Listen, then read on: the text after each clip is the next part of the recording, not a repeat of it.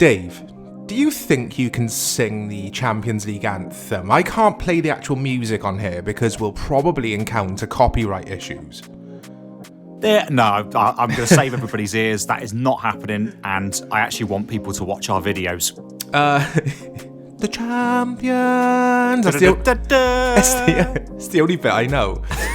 Hello everyone, welcome to another episode of the Chorizo Cast, as it used to be called anyway. Me and Dave have decided to rename the series Retro Football because we've also got an old school video game series planned for the channel, which will be totally unrelated to footy gaming. We'll be doing one of those videos in the next week or two, so keep an eye out for that. I've got to stop saying me and Dave, it's Dave and I. That's the proper use of the English language. How are you doing, Dave? Yeah, doing really well. It's a nice Easter break so far. How was yourself? Good, mate. Lots of sun today, pottering about in the garden. Yeah, it's been fun. I love the good weather. I'll be moaning in a few months' time, though, when it's too hot. So get ready for that, guys. This week, Dave, what old football game have you been playing today? This footage in the background Dave has captured on the Xbox 360. Tell us about it.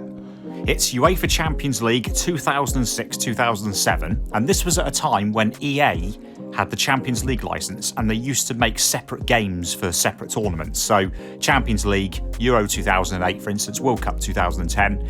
So this is a standalone Champions League licensed game from EA. Yeah, it uses the FIFA 07 engine, I think, doesn't it? Yeah, it's a tweaked and enhanced sort of FIFA 07 engine. They made some changes to the gameplay. We'll touch on that because I do remember FIFA 07 quite fondly, actually. Yeah, we were talking about this last night when we were having a session on Xbox Live, or Xbox Network as it's going to be called in the future. But anyway, that's for another video.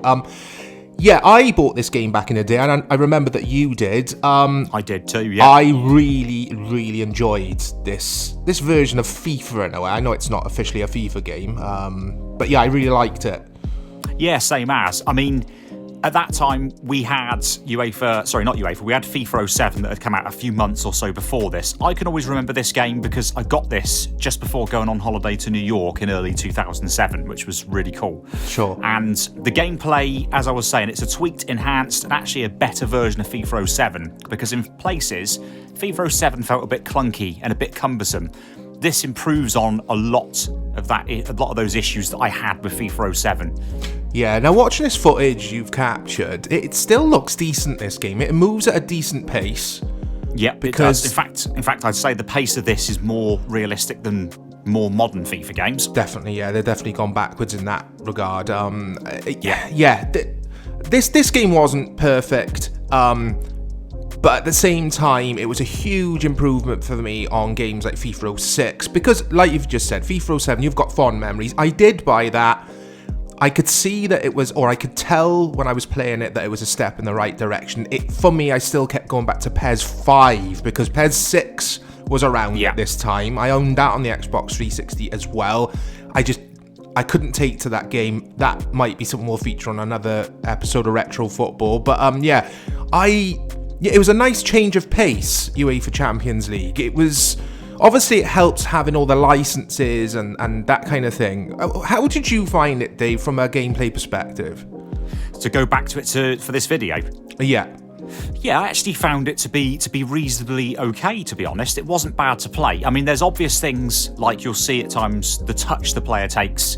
It takes some getting used to, and you'll see a lot of the times I overrun the ball and lose the ball quite a lot, and it does get quite frustrating. But it's quite familiar to recent FIFA games, recent PES games even. It's actually really decent to play. It's one that's not bad. If you want to go back and check some old teams out, play an old Champions League campaign, the 2006-2007 campaign, it's worth giving this a go. It was released on 360. I can't remember if it saw a PS3 release, because I know FIFA 07 didn't, because that came too soon for the PS3. Yeah. But this game, what's funny though, Mike, I'll just touch on something quickly. Do you remember PlayStation 3? There was advertising hoardings around all the various Champions League grounds of PlayStation 3. Don't you find it a bit funny playing a game on an Xbox 360 and having PlayStation 3 advertised around the pitch? Yeah, yeah, it's true. I remember that being a thing back in the day, and all the Xbox players saying the same thing. Yeah. Going back to the gameplay, I haven't played this since kind of 2006, 2007-ish. I can't remember the last time I dipped into it. I loved the way you can build up the play in this game. That was what stood out for me. What I'm not so hot on was the shooting mechanic. I still think, I thought at the time that could have done with a bit of work. Yeah, that's one thing. If we ever do go to FIFA 08 on another retro football video cast, we can talk about that, because I think the shooting improves significantly when FIFA 08 comes along. Yeah. Because I was with you, the shooting on FIFA 07 felt strange, and the shooting rather on Champions League feels pretty much the same as it did on FIFA 07. There's not a huge amount of difference. No, there's not. But like I just said, they really focused on build-up play. It felt like a Champions League match, didn't it? Kind of slower, a little bit more tactical. You could really weave some nice passing moves and keep possession of the ball. Previous FIFAs were a little bit all over the place in that regard. Now, we've got to touch on this, mate, and that isn't this the first iteration of FIFA? I keep saying FIFA, guys. It kind of is a FIFA game. It is, yeah. Which featured FIFA Ultimate Team. Yeah, so there's going to be people that might have stumbled across this video that won't have even seen or heard of this, or might not have even been old enough to have experienced this. But yes, ladies and gentlemen, this is the first iteration of Ultimate Team. This is when EA introduced it into a football game. And actually, I'm going to go on record and say this. I liked this iteration of Ultimate Team. I thought it was brilliant on Champions League. It wasn't glitzy and glamoury and over the top and full of, having to buy card packs and buy coins to buy card packs. No. It was really straightforward. It was simple. Yes, there's still cards. There's staff cards. There's player cards. There's contract cards. There's gameplay cards. You can have some really interesting scenarios that get thrown up because of gameplay cards. I actually really liked this iteration of Ultimate Team, and I can remember actually me and you it wasn't even a FIFA forum, it was actually a Winning 11 / Pro Evolution forum. We actually interacted about this game because we both liked the Ultimate Team mode. That's right, yeah. A lot of people on the gaming forums or the football gaming forums at the time really enjoyed UEFA Champions League. It was getting a lot of love because people just didn't feel that. I have to compare it, that PES 6 was a, quote, next-gen, unquote, video game. It just didn't look or feel like one. So UEFA Champions League was a breath of fresh air with all the licenses. The graphics are decent in it. It still looks okay to this day. I gotta say, player models in this are woeful.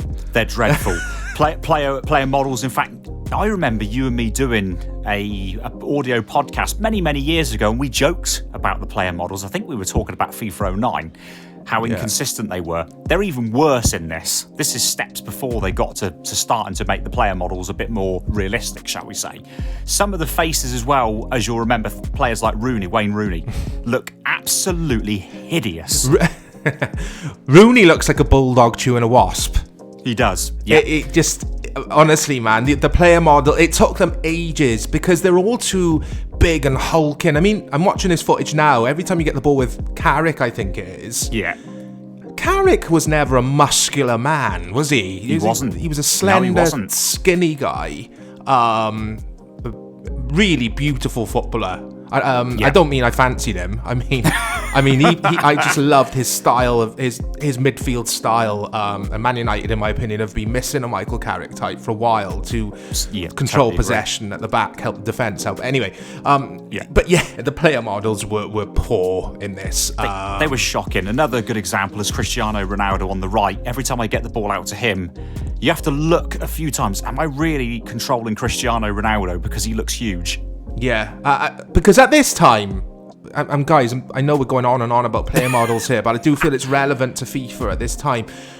I mean, Ronaldo then was a skinny chap as well, wasn't he? He didn't start putting all the muscle on that. He looked like he didn't start looking like a machine until the Real Madrid days. So, yeah, that was annoying. But they were bugbears. Like we always say on the channel when we do these videos, it's all about gameplay. And UEFA Champions League not only had decent gameplay, but as a package, it was really good as well. I mean, what could you do? There was obviously the UEFA Champions League campaign. Yeah, and there was the Ultimate Team mode, and I think you could do some custom Champions Leagues or custom tournaments as well. There was no league mode. In fact, there's going to be another Champions League game, or maybe even more Champions League games that we will cover, because there's been some other interesting releases over the years. Yeah, that'd be cool. But yeah, this game, in terms of gameplay, it's pretty decent. It really is. It's improved over FIFA 07. It's fluid, but it doesn't run too fast. And the general play is actually quite satisfying, although you do see one too many passes that go nowhere near where you're aiming towards. That can get quite frustrating, but it's also a tad realistic, because that can happen, as we see in real life Premier League and European football.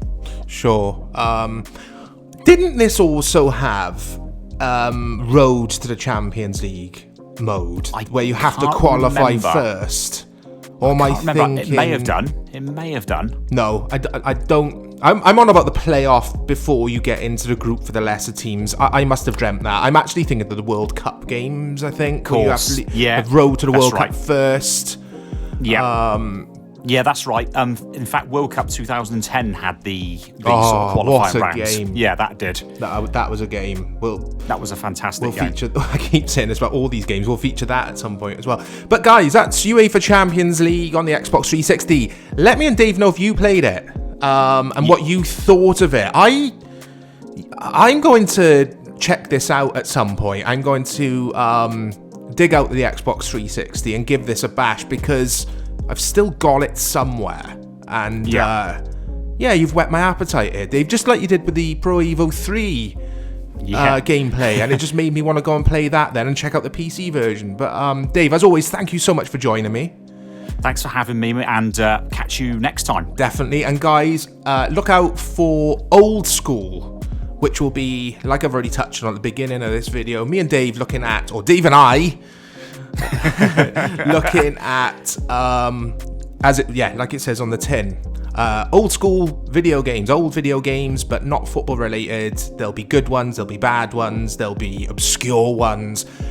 And some of the times me and Dave will be playing them kind of live, co-op, over RetroArch, and give you our opinions kind of, live. What do you think, Dave? Yeah, I think that's a brilliant idea. We'll do some retrospective reviews of some old games. Awesome. Take care, mate. Cheers, everyone.